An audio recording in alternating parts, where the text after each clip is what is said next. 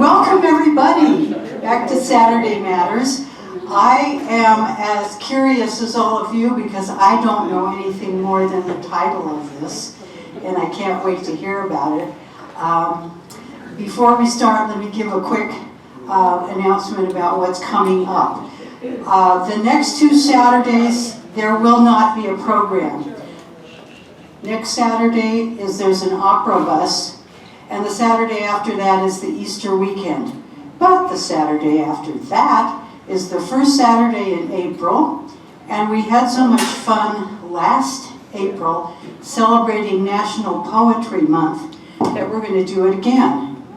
I'm going to have you all come in and write your names on a piece of paper. I'll pull them out of a basket, and if your name is called, you can read a poem of your choice or recite.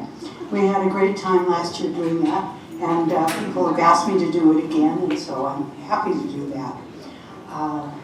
Now, we all know very Keene, and we know we'll expect something pretty provocative and interesting. We've heard some interesting things from Charlie, and I think I will sit down and anticipate something very interesting about... Phones. Okay. Go ahead, guys. Let's hear it. Everyone in this room has knowledge and opinions, I suppose, about the upcoming November election. However, Karen has chosen the 2 of us to be up here, and I think the choice of Barry was very easy. Barry is not only very knowledgeable about what's playing a role in the election. Newcomers to University House may not know he had a very big political career himself in the highest rankings in California. So he, I think, you know, Trump is a blockhead. He's going to do whatever comes into his mind. I think that Barry probably has a pretty good understanding of what Biden has a pretty good understanding of what has caused him to persist in being a candidate when there's so much reason for him not to be a candidate in 24. Now, why the heck am I up here? Well, perhaps the reason is that Karen was very impressed with the fact that for 7 years, all the years that Cordy and I have been here, I have won the annual U-House Award for being the one who has been the most absolute best U-House lobby newspaper reader.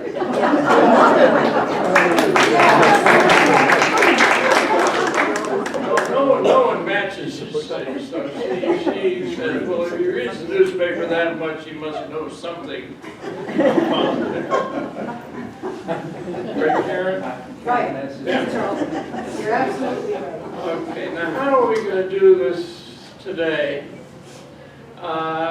When we first took the word that we were going to be on this, it seemed as though Trump was winning all the polls, and the very beginning of our conversations, the news came that Robert Hur, who was appointed by a Democratic appointed Attorney General to investigate Biden's having taken some secret classified papers and stored them in his garage, stupid thing to do. And so Garland decided that he would appoint this guy Hur to investigate, and Hur came up with his report a month or so ago. And he had the gratuitous part of it, which said that, well, I'll condense it a little bit, that Biden was basically a rather hapless old man. And this struck a note with a lot of people, not just Republicans, but a lot of people, including some of us, I think, here. By the by, let me say that I think that while it's true that most of the people here are Biden partisans, Barry and I are not here to persuade people to be in favor of Biden in the election. We're here to try and analyze the election and what's the factors that are going to take hold between now and November, 7+ months from now. So that's what our objective is. Anyway, it looked when we first started to think about what we were having to do, it was the polls were showing that Trump was going to win. Well, we didn't necessarily believe that at all, but it was worrisome. And then when her report came, we kind of panicked. And we decided that I would deliver a talk about how the Biden could be persuaded not to run, and who the people that could run in his place for the Democrats would be, suggesting several candidates, and how that they would undertake to make themselves a winning candidate in the fall campaign and therefore beat Trump. And that Barry would then take command of how the election would actually turn out. Well, then something good happened, and that was, I think you all know, the State of the Union speech. And Biden did a hell of a good job, and a substantial part of the fear that Biden was going to lose disappeared. Not all of it, however. So today, I am going to continue to do what I was going to do and present the idea that it's quite possible, not probable, but possible, that Joe Biden will not run, either voluntarily or under pressure, or of course his health. And that if that happens, who some of the people that would try and fulfill the role of being the nominee would be, and how they would go about presenting themselves as the proper person to be president before the election. Having done that, then you will present the case for what actually is likely to happen. Now, that's, some of the ideas are good, some are not. But anyway, that's how we're going to proceed. So I'll go ahead now and say what's going to cause Biden to not run. Well, obviously it's the idea that he's too old. I think we all feel that he's too old. But the second reason is that, like it or not, and I'm not judging her, but Kamala Harris is not a good person to be the vice president, and she is going to be his choice for vice president. And I think that there's reasons for that, some of which are not good for America to have, basically racism. But she has not, and it's not her fault, she has not presented herself in the 3+ years as vice president as someone who's particularly capable of being president. I don't think that, but a lot of people that are so-called swing voters do seem to feel that way.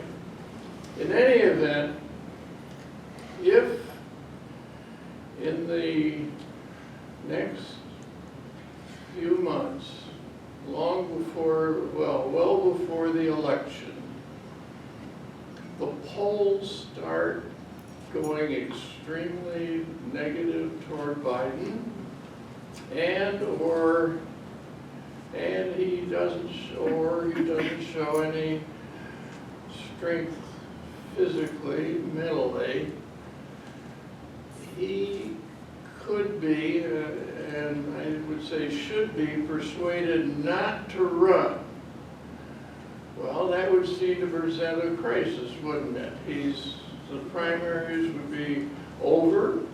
He is the choice, obviously, of the Democratic Party, so what's to be done? Well, it isn't really that serious, problem in my opinion. Those senior Democratic people that could be president, could creditably be president, would say, I would like to present myself. Now, who would those people be? I think basically they're governors. Well, of course, Vice President Harris would be there also. But it would be people like Governor Inslee from here. It would be Governor Shapiro from Pennsylvania, Pritzker from Illinois,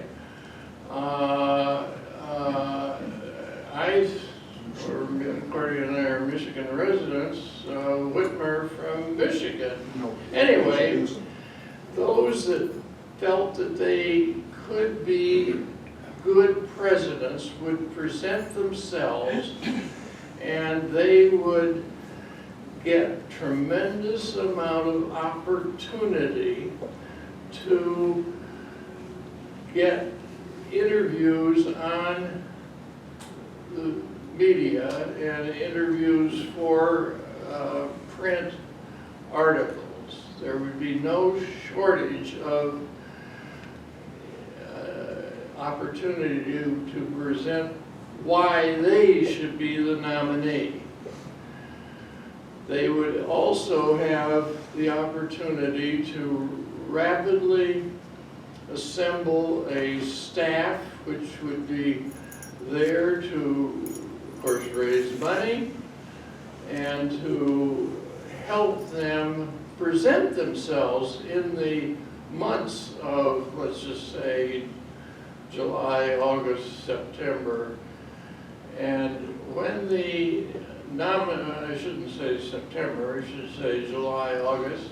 When the convention came along in August, it would be quite an interesting scene.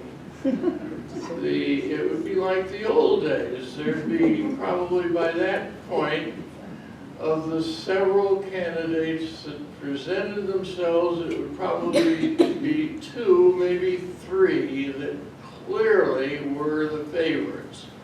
Oh, and I should have mentioned that in the process of July and June, the ones that had presented themselves as candidates to be the nominee would be politicking with the primary Biden victors, the delegates that had won for Biden. So those delegates would be going to the convention for one of the proposed nominees. Anyway, come the convention, you'd have a fight, in quotes, but it would be one in which clearly the ones who didn't make it would support the one who did make it. And I think that, well, carry on. Charlie is not only one of the best readers in the House, he's one of the best thinkers about national politics. And coincidentally, he comes from Michigan, which is the most important state in this upcoming election. I'm not just saying that because there's so many Michiganders here.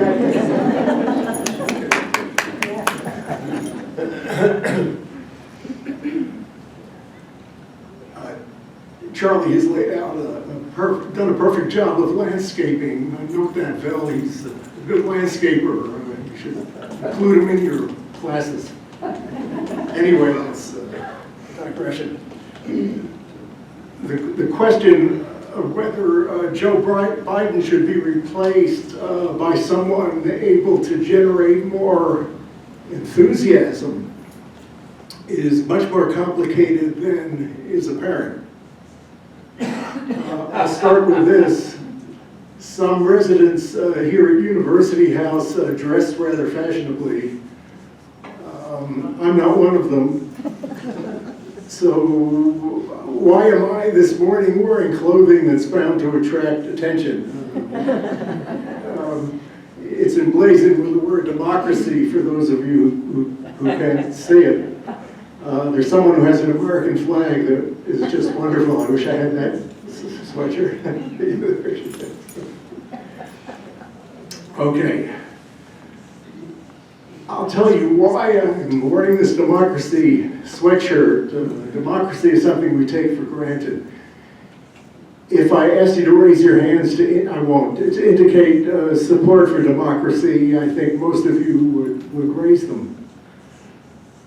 Well, note significantly that 2/3, Charlie's right about the party supporting Biden, but 2/3 of Democrats, that's a supermajority, would prefer a candidate other than Joe Biden. The presidential candidate other than Joe Biden, and that's 2/3. One might assume the percentage is even higher than that since the Gaza explosion. Well, for those believing in democracy, the outcome is clear. We have to replace Joe Biden. Now pause for a moment. I'm going to pretend a little dialogue here. We have to replace Joe Biden. Wait, you say that's impossibly inconvenient. Do we really mean democracy only works when it's convenient?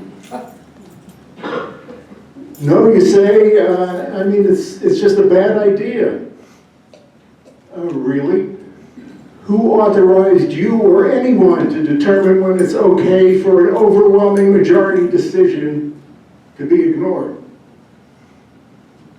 Especially when the stakes are so high. I hope I don't have to mention that the stakes are that high. The Democratic candidate is not running against the Mitt Romney. He's running against an ogre, a monster who would trash democracy forever. But, continuing on the dialogue, you say it's too late to replace a candidate. Really? Imagine if one of the two, and I hate to imagine this, but imagine if one of the two leaves in a pine box the day before the election. Do you imagine the Democratic or Republican National Committee will go without a candidate and concede the election to the opposition? The answer is, of course not. They'll convene on an emergency basis and they'll pick a replacement, an alternate. Well, is replacement, the thing we're discussing today, even a question important enough to worry about? I say yes, worry about it a lot. unless you think 2016 can't possibly repeat itself, or a Trump victory doesn't matter, or individuals like us can't make a difference. Now, I can't tell you, in answer to Charlie's question this morning, who will win the election for the presidency.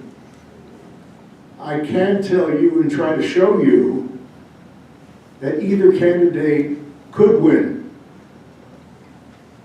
Given the incredibly ugly character and professed autocratic intentions of one of the candidates, could win is almost as bad as will win. Not quite, but almost as bad.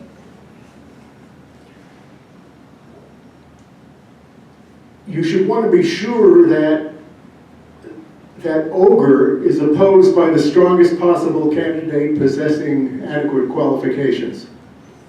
Therefore, I would submit you need to know how the de facto presidential decision-making process works. And it may surprise you. And it's true that you need to know that irrespective of how effective you can be in directly influencing the outcome. And I'll have more to say on that later. But I want to assure you, you're not off the civic responsibility hook. There may not be much you can do individually, but there is something you can do.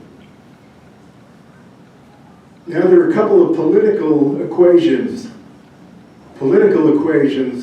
I want to leave you with today. I'll start with the first of those.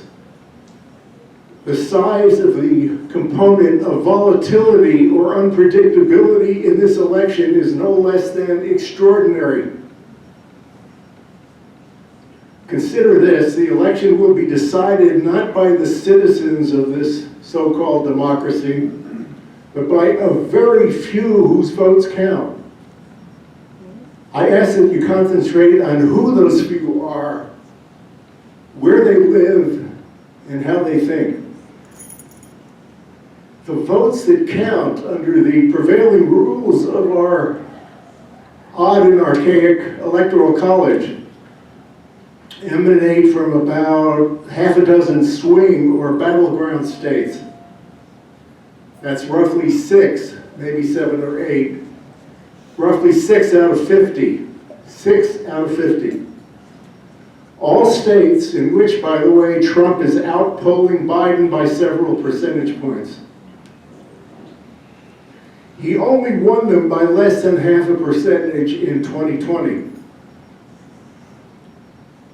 Far worse still, the voters who count in those swing states are now commonly referred to by the polling statisticians and the pundits as double haters. Have you heard that expression, double haters? It's a very important expression because they're the independents, the swing voters, the undecideds who dislike both candidates. They can't make up their minds whom they dislike more or most.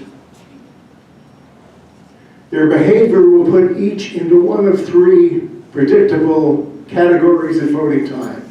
Some of these dissatisfied will wind up voting with their traditional party. I don't like Trump, but I'm a Republican. Or I don't care much for Biden, but I'm a Democrat. So those are the traditional party people. Some will just stay home. And some will select a third party or independent, the most formidable of which may be Robert F. Kennedy Jr. or Jill Stein, who cost Hillary Clinton the 2016 election against Trump and disqualified. Kennedy isn't yet, will not probably be, but she's qualified in all 50 states legally, so she can run.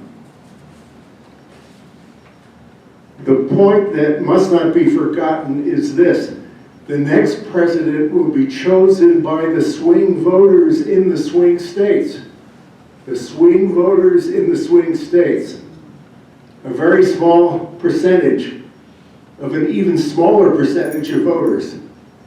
and we have no idea what they will do.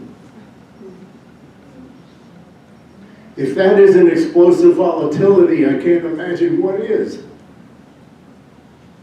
It portends a plausible, a possible, some might say probable repeat of 2016, with an aspiring dictator being elected. That establishes motives for finding a candidate better than Biden. But it raises further questions, some of which Charlie has mentioned. Who could we agree upon to select as an alternative? Wouldn't any pick in a contest, whether it's a primary contest or a convention contest, who could we agree upon to select as an alternative? Wouldn't any pick be sufficiently controversial to divide the party? Would the process not cause confusion and division? And that brings me to the second politically significant equation I mentioned, and it's this. A united political party invariably defeats a divided one. If you need historic proof, I can provide it during the discussion that follows. The point here is that there is a strong argument against replacing Biden, at least for the time being.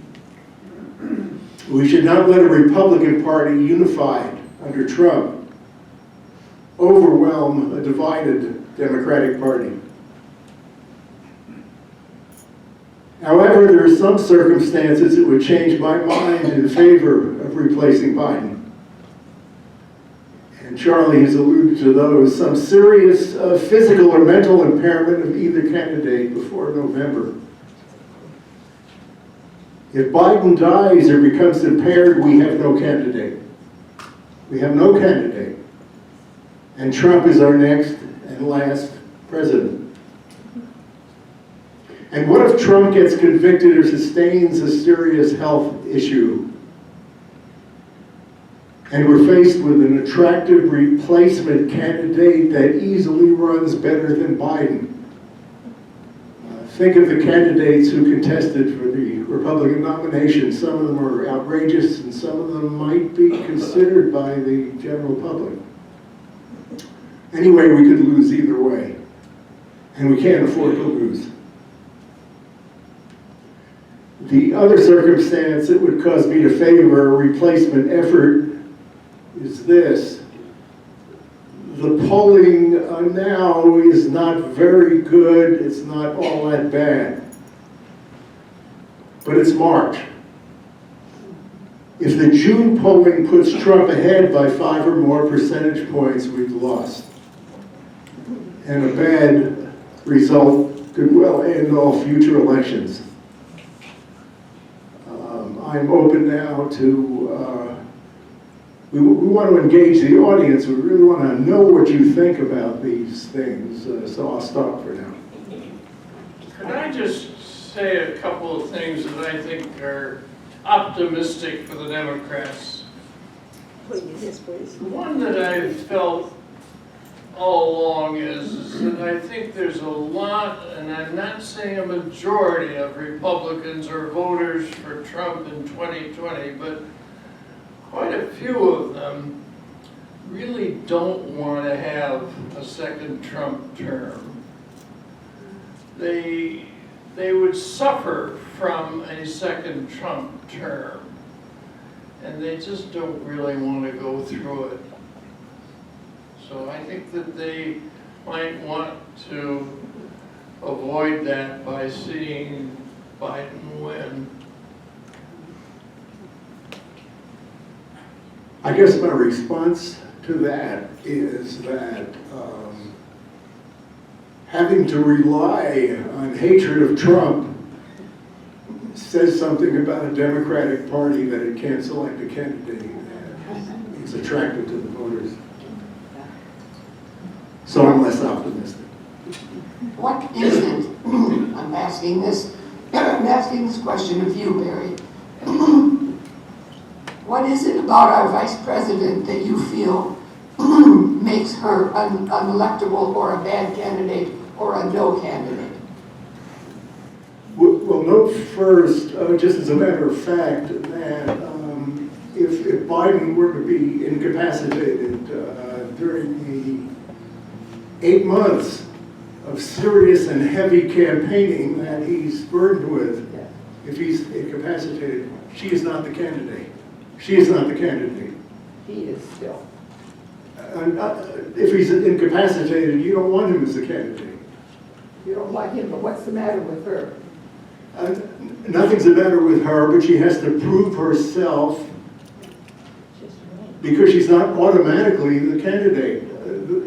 She's vice president, but she's not the candidate. So if Biden dies, she's not automatically the candidate. And that's important to recognize. Now, she has good qualifications and bad qualifications, and I'm not really prepared to argue that today. It's another issue. But she would have to withstand a contest, a primary contest, or be determined to be or not be the candidate at a convention, an emergency convention, maybe, but a convention. For either of you, where do you see self-interest playing a part in the selection of who to vote for? What is the self-interest in voting for either of the two candidates? The self-interest being for the voter. Why should I vote for Biden? Why should I vote for Trump? Well, I think that's a big part of people's choice. We see it now in the comments about black voters, particularly young black voters, who feel that Biden has not been helpful to them, and they're deserting in quite substantial numbers the Democratic leanings, strong Democratic leanings. They feel like Biden hasn't done what he should have promised, what he promised to do and should have done for them. Is that answering your... We here don't buy groceries, and if we did, we might feel that we were paying too much because of Joe Biden. Ridiculous, but apparently some people feel that way. And if the economy and prices don't decline by November, that is a factor in Trump's electoral chances in favor of him. I have a rather outrageous proposal, and that is, I think it's well known that Jill Biden is influential on Joe, that they have a relationship that involves a good deal of back and forth that can go on between two people who have been married as long as they have. I think the way to persuade Joe Biden to retire, withdraw, whatever word we use, in a dignified way that makes sense to people of all persuasions, is to try and persuade Jill. There is already in place a strong, it's known that women vote, and older women vote, and there are lots of us. There's also in place at present a strong lobbying group, Emily's List, that's electing strong women to both the House and the Senate. So my outrageous proposal is that we attempt to persuade Jill that it's in her best interests and Joe's best interests to withdraw from candidacy for the President of the United States. It is, Barry and I could not, and I can speak for Barry, I'm sure, on this. Both of us couldn't agree with you more. 2 years ago, Peggy Noonan, who has a wonderful column in the Saturday Wall Street Journal, was virtually pleading with Jill Biden to ask her husband not to run for a second term, saying that if he retired after one term, he would be regarded as a almost great president because he saved the country from Donald Trump. Obviously, he and she didn't take that advice. But I think that she is the key to Joe Biden. I think if senior Democrats were to go to the White House today and say, Joe, it's in your interests and the country's interests for you not to run, I don't think it would go over very well. But if she, in the bedroom, said, Joe, you know, we really have to consider if it's in our interest or the country's interest not to run, it could do the trick. Go ahead. I like the idea, but I think it's wishful thinking. I'll try to speak to Emily about Jill and see if I can get Emily's list to go along. One of my former campaign people, Barbara Boxer, who became a senator from California, was one of the founders of Emily's List, and I can assure you she's supporting Biden. Yeah, I thought for a moment you were going to ask Jill to run. 2 comments. First on Kamala Harris. To me, and probably to a number of others, she just does not look presidential.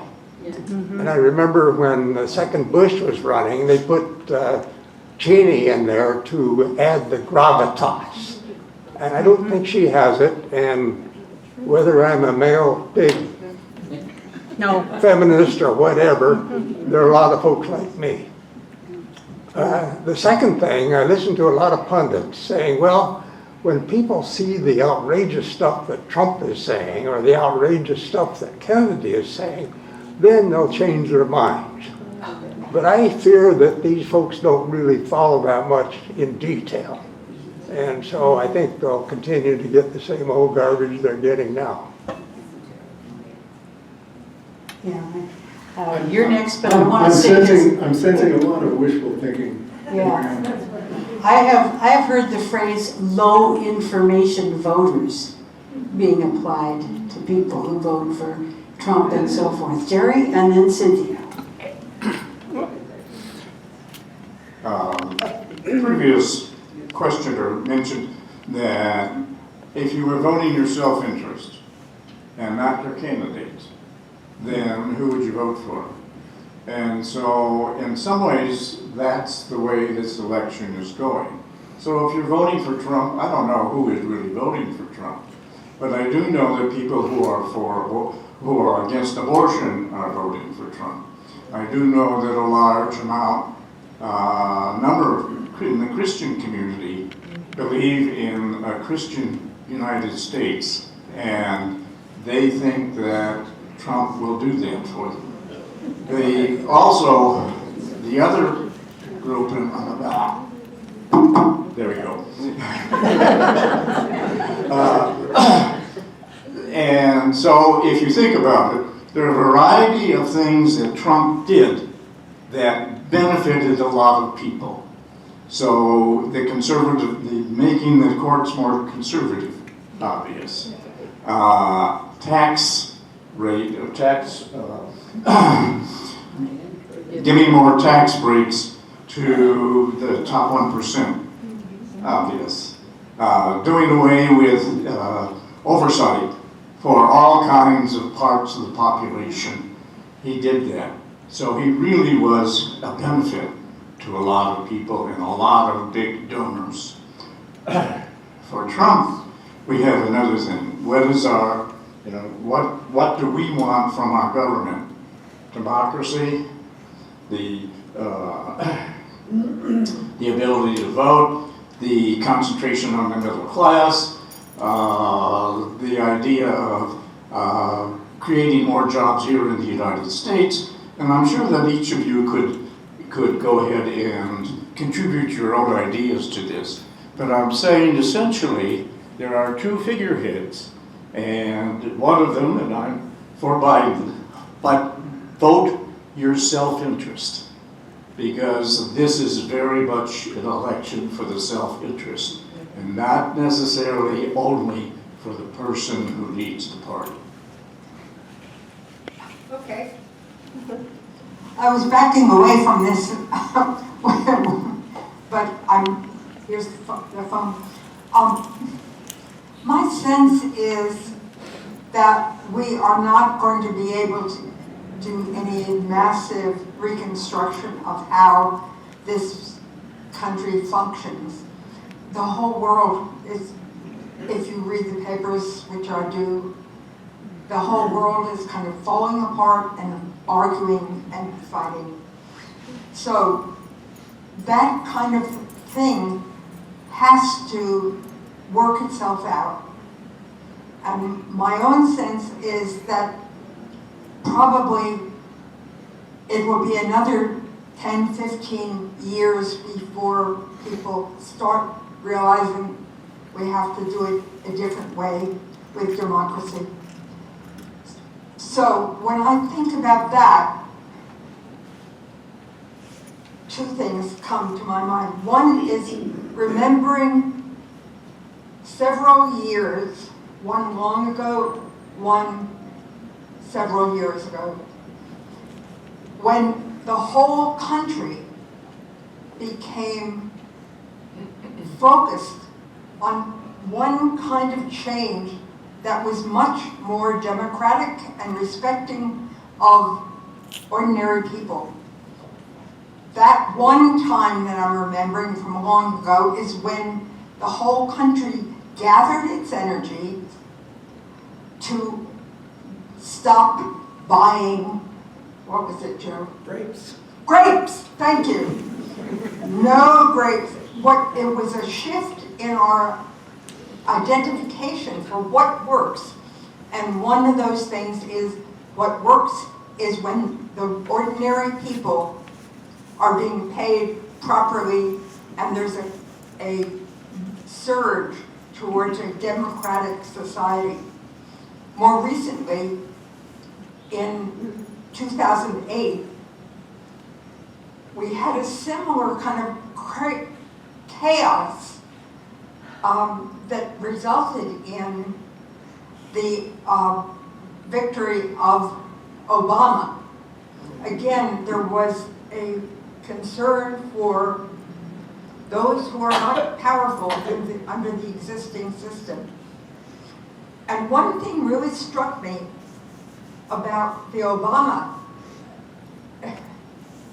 administration, those years, we did something as a country that has never been done before or since. Namely, in those few years, we stopped pouring, what did we start? Oh God, my brain is, we stopped pouring nitrogen into the atmosphere. We made a huge difference. Carbon. I mean, no, it's not, CO2. CO2, thank you. My brain goes into spectrum of weirdness. But in those few years of Biden and of the economic situation, we stopped pouring that into the atmosphere. We made a gigantic leap. We could do that again, but we've forgotten that. So we're all arguing about other things. So what I would really strongly suggest is that we take a step back. Whatever we can or cannot do with the coming administration, whatever it is, we nevertheless have to start looking at ourselves and how we live and what will in fact create a much better society. So I have two questions.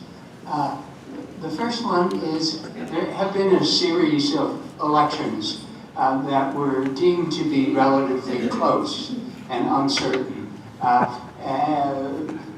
is, one didn't know what the outcome was. But in both cases, the Democrats ended up winning by near double digits.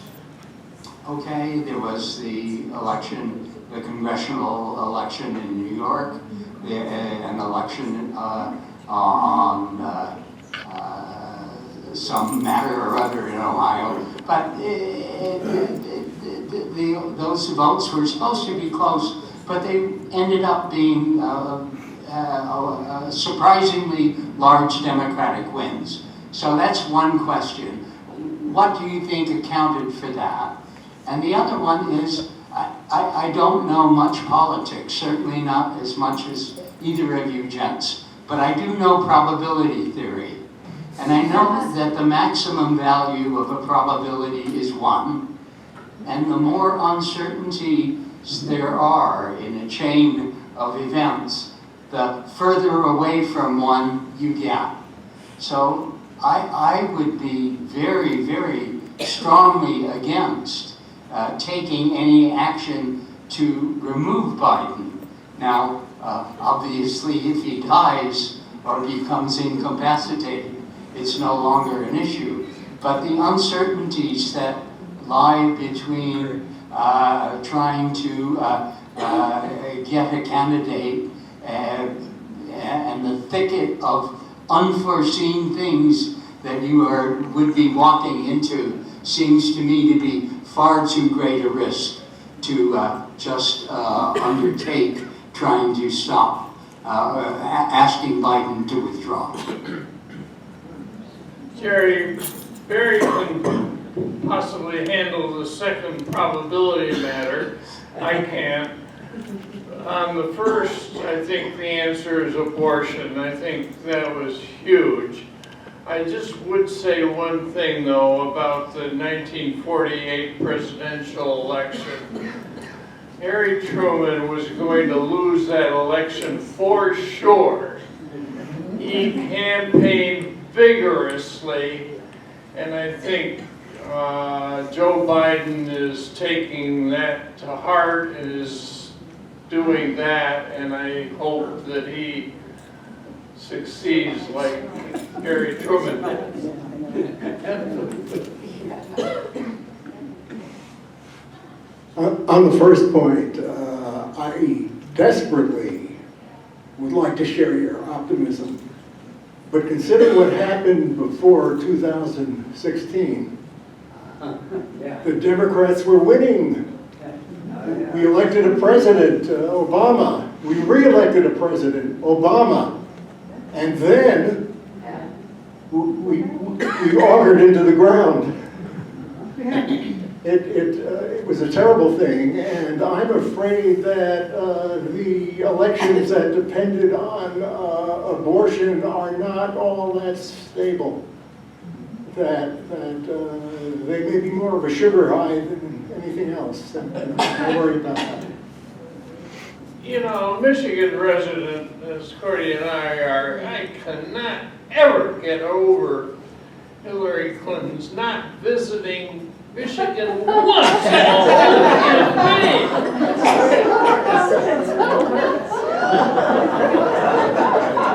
She won't do it again this year.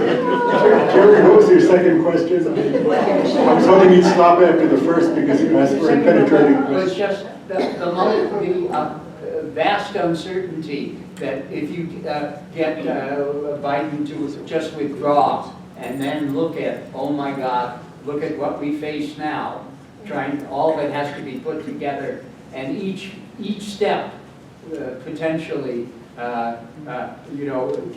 generating a number less than one, and as you take products of many numbers that may be, not close to one, but their product ends up just sinking you. So walking into the uncertainty that replacing Biden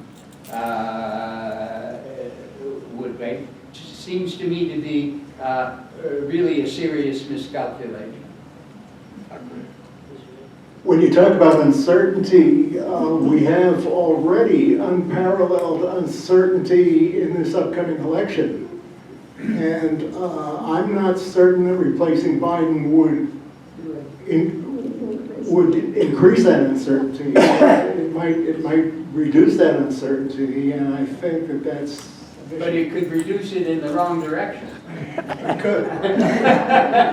If you had a candidate like Shapiro or Whitmer or one of the others that I mentioned, and people were voting when they vote in November, how many people would say to themselves, thank God I don't have to choose between Biden and Trump. I've got this other person I can vote for, and I welcome this. We don't know that. Maybe I don't know that much about Shapiro or whoever it is, but I certainly am happy I don't have to vote for Trump or Biden. I could vote for that guy named Shapiro, who I don't really know, but he's got to be better than one of the other two. I'm still behind Amy Klobuchar. And let me tell you why. She constantly overperforms in Minnesota, which is a state that is almost as important as Michigan. And she would carry Michigan, she would carry Wisconsin, she would carry all of the states that are important, Pennsylvania, and so forth. Gary, let's let Dawn have a chance. Yeah, but I take so little time. Okay, you guys sort of waiting patiently. If I was an independent watching this morning, I think that the likelihood of my voting for Trump might increase. That if there is an attempt to remove Trump and it fails, he's not good enough for his own party. Why should I, as an independent, vote for him? I better just go with Trump. You mean Biden. Or, I'm sorry, but with Trump. Originally, you made a mistake. No, it's a good idea. That's what you said, Trump. You said. Does our panel want to remark on that, or should I cast the... Yeah, but you didn't say that. Okay, I didn't make sense. This is a question for Barry. Unless I'm mistaken, you felt that if Donald Trump is elected president again, that you made two statements. Number one, that he would be the last president and democracy would end in the United States. I think He said that. He said it. But I'm sorry, because I thought you were saying that was your opinion. I'm just echoing his words. Okay. We as the people have survived already 4 years of Donald Trump, and one of the things that I got a lot of encouragement from was that like I would watch the late night talk shows, I'd listen to, I admit it, MSNBC, CNN. It seems to me that the First Amendment, freedom of speech in this country, is alive and well. That's very encouraging. It may cost $1 more to get a dozen eggs, but you don't have to have a wheelbarrow full of money to buy a loaf of bread. The stock market is doing great. When Trump was president, he had people surrounding him that kind of kept him under control and didn't let him run rampant. The military stayed loyal to the Constitution. We have to be careful that we get so pessimistic that we kind of give up what we really believe in. Now, Doris? Yeah, this is for Charlie. I thought maybe you were talking about the old smoke-filled room as a way of choosing an alternative candidate. And then if that's the case, there will be a lot of other people that would want to be president, Democrats, who will try to jump in. So I don't know that you can eliminate and focus on one particular candidate in this fashion. Well, no, I think that come August, when the convention is that the Democratic Party will be very focused on who has the best chance to beat Donald Trump, and the serious competitors at that point will have made their presentations, and the convention will, like Taft and Eisenhower in '52, one of them will succeed in getting the nomination. I don't think you'll have 15 would-be desired people who desire to be the nominee competing in the convention. Yeah, on Rogers' points, when Trump says, I want to be a dictator on day one, you have to take it for granted that he means it. And living under a dictatorship, which is nothing we've experienced yet, thank God, is very brutal. Very confining, very brutal, a terrible thing. I remind you of the 1930s again, when the industrialists of Hamburg said, hey, this Hitler guy is not so bad. And the dairy farmers of Bavaria said, oh, this Hitler guy is not so bad. And some of us think this Trump guy is not so bad. He says he is, but we don't have to believe him, do we? Okay, my fear is that he would surround himself with yes men, as he's done in the past, or as he's trying to do in the past, and that they would just succumb to whatever he wanted. But I have a question, and I love the analysis from both of you, actually. So from the perspective of a Whitmer or political futures and their own careers, what would motivate them, given all the uncertainty that Jerry mentioned, to say, I'm going to put myself forward with the risk that I might be sabotaging my own future career if I'm seen as a spoiler, if this doesn't work out, so what would be that thought process that might put somebody, that someone might have to go through in order to put themselves forward as an alternative?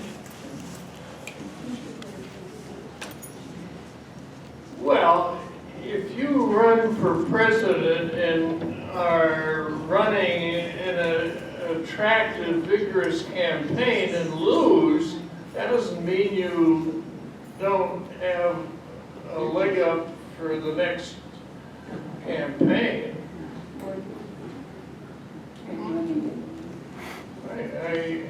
not sure I understand why they would be threatening their future by If being they're the seen as- nominee in 24. Yeah, if they don't win and they're seen as a spoiler. They what? If they don't win and they're seen as a spoiler, they took Joe Biden out and they've lost. No, they aren't taking him out. He has taken himself out, or helped, or whatever has taken him out. He or she, Shapiro or Whitmer or whoever, has been the consensus at the convention nominee. And the party has backed that person. And let's just say it's Whitmer. And she has lost. Well, is she wrecked for the future? No, of course not.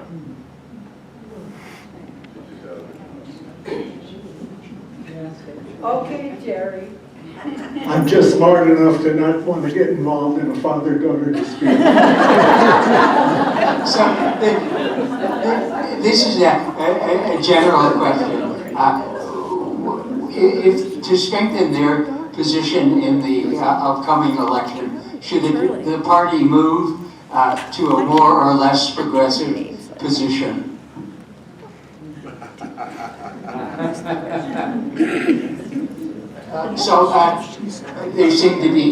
There's no uncertainty, I think, about what I mean. Can you repeat it? Should the party move left or right, the Democratic Party, to strengthen their position in the coming election?